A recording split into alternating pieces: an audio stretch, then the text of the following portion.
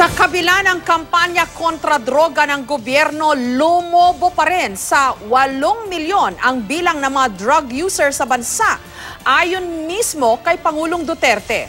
Samantala, sinabi naman ng PNP na sa Australia dapat ang punta ng mga bloke-blokeng cocaine na na-recover sa karagatan ng Pilipinas. May report si John Consulta.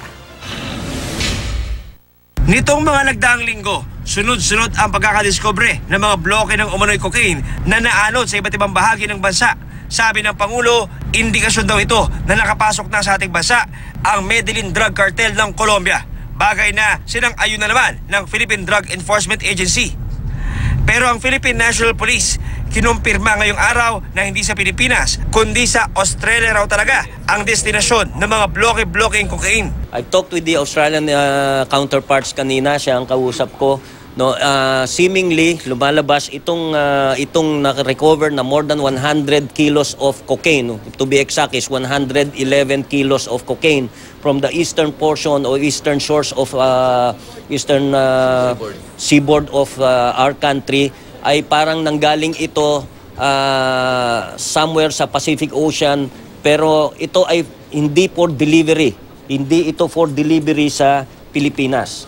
Maaaring lumubog daw ang barko o kaya sadyang inihulog ang mga kontrabando para balikan ng sindikato. Noong isang taon, may nasabat na mga cocaine ang Australia sa mga kawitbahay nilang bansa na Solomon Islands at Papua New Guinea. Bibigyan ng specimen ng mga nakuha cocaine ang Australia para malaman kung saan nanggaling ang mga kontrabando. Bukod sa pagtukay sa mga nadiskubreng bloke ng cocaine sa bansa, patuloy rin ang operasyon kontra droga sa ilang lugar. Sa Batangas, arestado ang 2 suspect sa sinagawang bypass operation.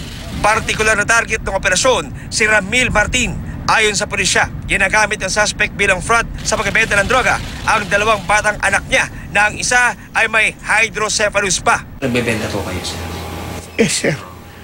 Naamin ko. What is surprising is kasama niya yung mag-ina niya. Ang anak pa niya has a hydrocephalus condition, no? 3-4 years old. So ito ginagamit niyang guys in his daily transactions, in his illegal drugs activities. Base sa records, dati nang nakulong ang suspect sa Bacoor, Cavite dahil sa pagtutulak ng droga.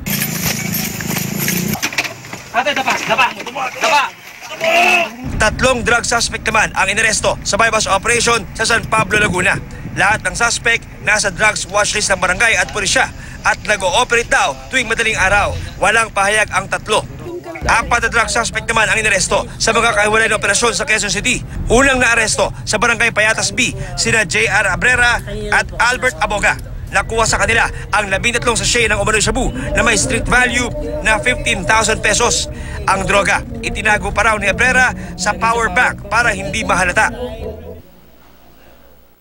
Nag-assemble din po ako ng power bank. Naisip ko na dito po siya ilagay. Miss ko lang po ang panggamit namin magkakasama sa penante. Ang gamit lang po para sa biyahe namin pagkagabi sa puyat. Naaresto naman sa barangay Silangan sina Ernalyn Jaway at Robert Jumawas. Kalalaya lang nitong Enero ni Jaway dahil din sa kasong may kinalaman sa droga. Nakuha sa kanila ang 5 sachet ng umano'y shabu. Hindi po ako nagtutulak. O kanino na ko yung droga na yun? Doon lang po sa anak ko, sabay kong maglakad.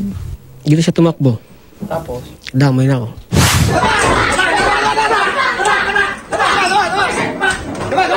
Sa Taguig City, bistado ang 13 suspect sa droga na bumabatak umano sa isang bahay sa barangay South Signal.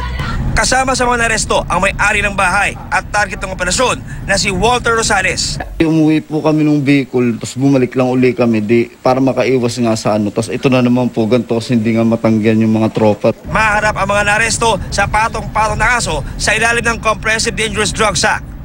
Sa kabila ng kaliwat ka ng operasyon kontra droga sa bansa, kinumpirma ng Pangulo na tumaas pa raw ang bilang ng mga drug user. There are 7 to 8 million Filipinos reduced to slaves to a drug called shabu.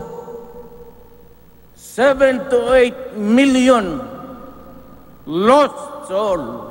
Pero sabi ng Philippine National Police, wala pa silang konkretong bilang kung ilan talaga ang drug user sa bansa. John Consulta, GMA News.